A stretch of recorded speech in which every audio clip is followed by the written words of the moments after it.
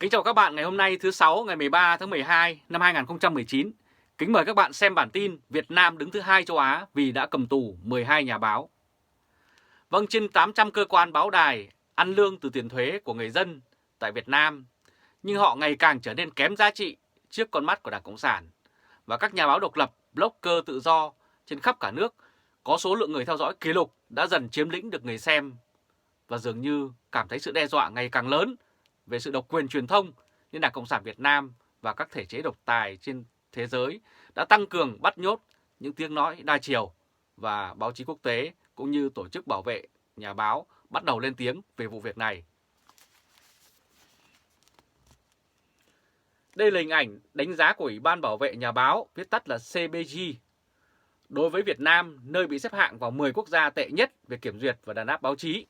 Và để gần lại, các bạn sẽ thấy rất rõ hình ảnh chiến sĩ công an của Việt Nam đang canh giữ một khu vực và không cho phép báo chí lại gần, cũng như xếp hạng của Việt Nam là một trong 10 nước có mất tự do nhất về báo chí. Phúc trình của tổ chức phi lợi nhuận Ủy ban Bảo vệ Nhà báo CBG công bố hôm 11 tháng 12 cho thấy hiện nay Việt Nam có 12 nhà báo đang bị cầm tù vì công việc của họ, trong khi con số này ở Trung Quốc là 48 người, như vậy là gấp nhiều lần Việt Nam. Xếp sau Trung Quốc là Thổ Nhĩ Kỳ, 47 nhà báo bị tù, Ả Rập Saudi 26 nhà báo và Ai Cập 26 nhà báo. Tính chung toàn cầu có ít nhất 250 nhà báo bị cầm tù vì nghề nghiệp của mình. Đó là số lượng được tính đến ngày 1 tháng 12 vừa qua. Con số này vào năm 2018 là 255 nhà báo bị bỏ tù, đã có sự cải thiện khiêm tốn so với con số kỷ lục là 273 nhà báo vào năm 2016. Thì như vậy, với việc các nước độc tài bắt giữ các nhà báo thì ngày càng dấy lên lo ngại với việc thông tin đã không được phản ánh đúng sự thật cho người dân. Và không phải chỉ ở Việt Nam mà tình trạng bắt giữ nhà báo một cách vô tội vạ cũng diễn ra trên khắp nơi và nghiêm trọng ở những nước mất nhân quyền. Đây là nhà báo độc lập Phạm Chí Dũng đã bị công an thành phố Hồ Chí Minh bắt tạm giam hồi tháng 11 năm 2019 vừa qua vì ông đã lên tiếng và viết những bài viết ôn hòa. Ủy ban Bảo vệ Nhà báo CBG cũng phát hiện ra rằng số nhà báo bị buộc tội loan tin giả cũng tăng trong năm nay so với 30 nhà báo bị bắt bỏ tù vào năm 2019, và so với con số 28 năm ngoái và chỉ một trong năm 2012. Theo CBG, việc áp dụng luật về chống tin giả đã tăng mạnh. Đầu năm nay, Nga và Singapore đều đưa ra luật chống tin giả gây nhiều tranh cãi. Đài CNN viện dẫn ý kiến của bà Contreras, giám đốc vận động chính sách của CBG, nói rằng đây là năm thứ tư liên tiếp số nhà báo bị cầm tù liên quan đến việc của họ đạt con số cao kỷ lục. Và tất nhiên những việc này thường chỉ xảy ra ở những nước độc tài và những thể chế cộng sản mà thôi. Ở Trung Quốc, từ khi Đảng Cộng sản với người đứng đầu là Chủ tịch Tập Cận Bình cho siết chặt kiểm duyệt báo chí thì tình hình trở nên tồi tệ hơn. Đây là hình ảnh của Chủ tịch Trung Quốc Tập Cận Bình bị quốc tế lên án vì đàn áp báo chí. Năm nay Trung Quốc lần đầu tiên kể từ năm 2015 vượt Thổ Nhĩ Kỳ trong danh sách này. Bà Ras cũng nói với CNN Business rằng Chủ tịch Trung Quốc Tập Cận Bình tiếp tục củng cố việc kiểm soát chính trị và kiểm soát chặt chẽ hơn các phương tiện truyền thông. Chỉ riêng với các cuộc đàn áp ở tỉnh Tân Cương, nơi có 1 triệu thành viên chủ yếu là từ cộng đồng người Hồi giáo Uyghur đã bị giam giữ trong các trại tập trung, đã dẫn đến việc bắt giữ hàng chục nhà báo, trong đó có một số người bị bỏ tù vì hoạt động báo chí từ nhiều năm trước. Phúc trình của Ủy ban Bảo vệ Nhà báo viện dẫn trường hợp gần đây ở Trung Quốc, Sophia Huang Sheng, một nhà báo tự do, đã bị bắt vào tháng 10 sau khi tường trình trên blog về cuộc tuần hành của những người biểu tình ủng hộ dân chủ ở Hồng Kông. Và điều này các bạn cũng thấy rất rõ khuôn mặt của Chủ tịch Trung Quốc Tập Cận Bình, một nơi kiểm duyệt báo chí một cách ghê gớm và họ sẵn sàng bắt giữ những người nói lên tiếng nói phản biện. Và tình hình ở Thổ Nhĩ Kỳ, nơi vừa xảy ra vụ đảo chính bất thành, cũng rất nghiêm trọng. Các nhà báo bị bắt giữ tăng cao kỷ lục, nhiều phóng viên đã phải bỏ quê hương chạy ra nước ngoài để bảo toàn tính mạng cho mình và gia đình.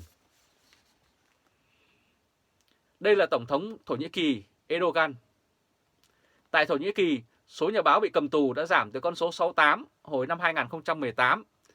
Điều này theo báo cáo phản ánh những nỗ lực của Tổng thống Erdogan trong việc dẹp yên các nguồn tin và chỉ trích độc lập, chứ không phải bằng việc nới rộng quyền tự do thông tin. Thì có nghĩa là những nhà báo và những trang báo đã bị bắt hết rồi, thì tất nhiên là không còn ai mà bắt nữa, vì vậy cái số lượng đó không tăng. Báo cáo của CBG nhấn mạnh rằng hàng chục nhà báo hiện không bị bỏ tù ở Thổ Nhĩ Kỳ vẫn đang phải đối mặt với các phiên tòa hoặc kháng cáo. Thì đây cũng là hình thức mà một số chính phủ các nước dùng để áp đặt với các nhà báo, vì sẽ đưa họ dần vào những cái phiên tòa mà không bao giờ chấm dứt. Ở Ả Rập Saudi, nơi có vụ điều tra an ninh của sang Thổ Nhĩ Kỳ để giết nhà báo trong lãnh sự quán tại thủ đô Istanbul gây chấn động trên thế giới vào hồi năm ngoái, thì tình trạng hiện nay cũng rất đen tối và nguy hiểm đối với các người làm báo ở đây. Đây là hình ảnh nhà báo của Ả Rập Saudi bị giết hồi năm ngoái tại lãnh sự quán nước này ở thủ đô Istanbul của Thổ Nhĩ Kỳ. Và để gần lại các bạn thấy khuôn mặt rất quen thuộc của ông. Nhà báo của Ả Rập Saudi bị giết hồi năm ngoái. Các nhà chức trách ở Ả Rập Saudi, nơi có số lượng nhà báo bị bỏ tù đã tăng đều đặn kể từ năm 2011, cũng nhắm vào bắt giữ một số nhà báo cho dù họ không còn làm việc. Năm 2019, quốc gia vùng vịnh này đã bắt giữ ít nhất 26 nhà báo. Chính quyền Saudi thậm chí không tiến hành thủ tục nào về tố tụng, không có cáo buộc nào được tiết lộ với 18 trường hợp nhà báo bị bắt giữ, và những người này bị xét xử, kết án một cách bí mật và vội vàng. Thì đây là những cái thông tin mà những thể chế độc tài họ tìm mọi cách để bịt miệng những cái nhà báo khi họ tác nghiệp. Tiến sĩ Conley Ras, người có nhiều kinh nghiệm trong lĩnh vực bảo vệ các nhà báo, chống lại sự đàn áp của Đảng Cộng sản và những thể chế độc tài, cho biết thêm như sau. Đây là hình ảnh của tiến sĩ Conley Ras phát biểu trên kênh truyền hình CNN về công việc bảo vệ các nhà báo. Bà Ras nói với CNN rằng việc đàn áp các nhà báo có khả năng tạo ra một sự răn đe đối với những người có thể đi vào nghề này. Đồng thời, việc bắt giữ các nhà báo sẽ khiến người nắm giữ quyền lực cảm thấy rằng họ sẽ không phải chịu bất kỳ sự giám sát hay trách nhiệm độc lập nào. Bà đã nói với CNN như vậy. Và để gần lại các bạn thấy rất rõ hình ảnh quen thuộc của bà với những hoạt động thường xuyên về công tác bảo vệ các nhà báo trên khắp thế giới. Và tại Việt Nam, các nhà báo độc lập đã bị Đảng Cộng sản đàn áp cũng hết sức dã man. Họ đã không từ một thủ đoạn nào nhằm bịt miệng người dân. Các nhà báo, blogger liên tục bị bắt và đánh đập, thu cướp các phương tiện truyền thông nhằm làm cho họ không thể làm công tác báo chí. Đây là nhà báo Trương Duy Nhất đã bị bắt vào hồi đầu năm, và những thông tin cho biết ông Trương Duy Nhất đã bị bắt khi đang ở Thái Lan nộp đơn tị nạn và đã được bí mật đưa về Việt Nam. Tại Việt Nam, kể từ sau Đại hội Đảng lần thứ 12 vào tháng Giêng năm 2016 và ông Nguyễn Phú Trọng tái đắc cử chức Tổng Bí thư, biện pháp đàn áp được nhận định tăng mạnh hơn so với trước đó. Nhà báo mới nhất bị bắt vào ngày 21 tháng 11 vừa qua là ông Phạm Chí Dũng, Chủ tịch Hội Nhà báo độc lập. Ở Việt Nam, ông Trương Duy Nhất bị bắt từ hồi đầu năm, nhưng mãi đến tháng 6, Cơ quan Cảnh sát điều tra Bộ Công an mới thông báo đã khởi tố bị can, tạm giam ông Trương Duy Nhất để điều tra về tội lạm dụng chức vụ, quyền hạn chiếm đoạt tài sản theo điều 355 Bộ luật hình sự năm 2015. Và để gần lại các bạn thấy rất rõ khuôn mặt rất quen thuộc của ông, và gần đây cũng đã được biết với việc mật vụ Việt Nam đã đột nhập Thái Lan và bắt cóc ông để đưa về Việt Nam.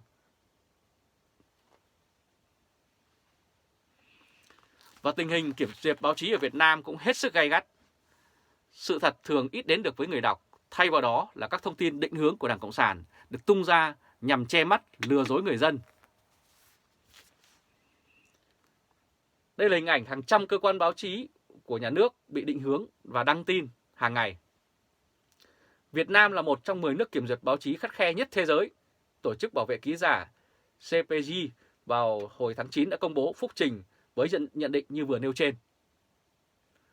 Ngoài Việt Nam, danh sách bị CPG nêu tên gồm Eritrea, Bắc Hàn, Turkmenistan, Ả Rập Xê Út, Trung Quốc, Iran, Guinea Xích Đạo, Belarus và Cuba.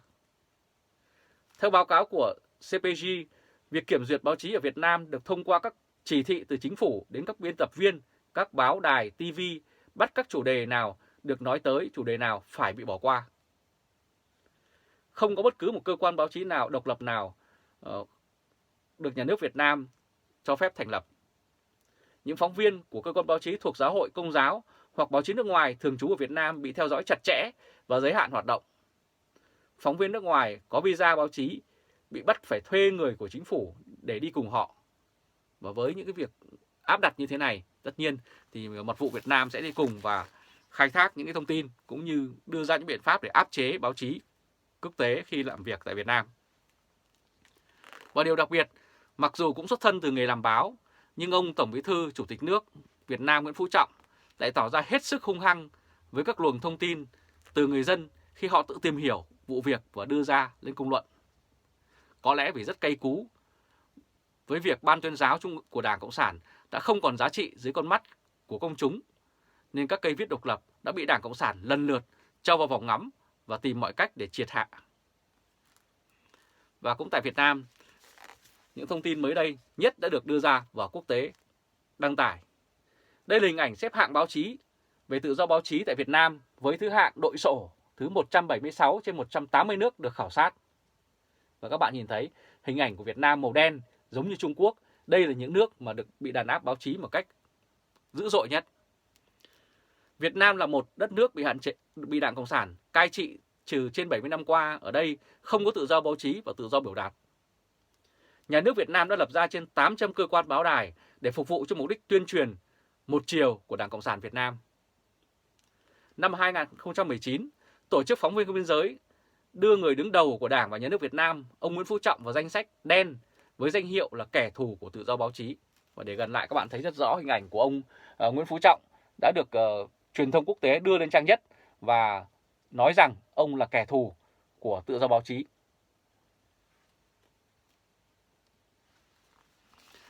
Và tại Việt Nam hiện nay, trên 90 triệu người dân đang phải sống trong một bức rèm sắt khổng lồ do Đảng Cộng sản dựng lên trong suốt trên 70 năm qua. Nhưng giờ đây, với sự kết nối Internet toàn cầu, thì những tất khuất của Đảng dần dần đã lộ rõ. Người dân đã biết Đảng Cộng sản và chủ nghĩa Cộng sản ngoại lai đã không còn chỗ đứng trong lòng dân tộc. Và chắc chắn trong thời gian tới đây thì ngày càng nhiều những người dân sẽ tham gia vào lĩnh vực truyền thông tự do và đăng tin trên mạng xã hội mà không hề sợ hãi. Rất cảm ơn các bạn đã chú ý theo dõi chương trình truyền hình trực tiếp của Lê Trung Khoa Thời báo.de ngày hôm nay thứ Sáu, ngày 13 tháng 12 năm 2019. Các bạn hãy chia sẻ video này cũng như để lại bình luận và bấm nút theo dõi YouTube và Facebook của Lê Trung Khoa Thời báo.de. Cảm ơn các bạn và hẹn gặp lại các bạn vào bản tin lần tới. Trung Khoa từ Berlin, Cộng hòa Liên bang Đức.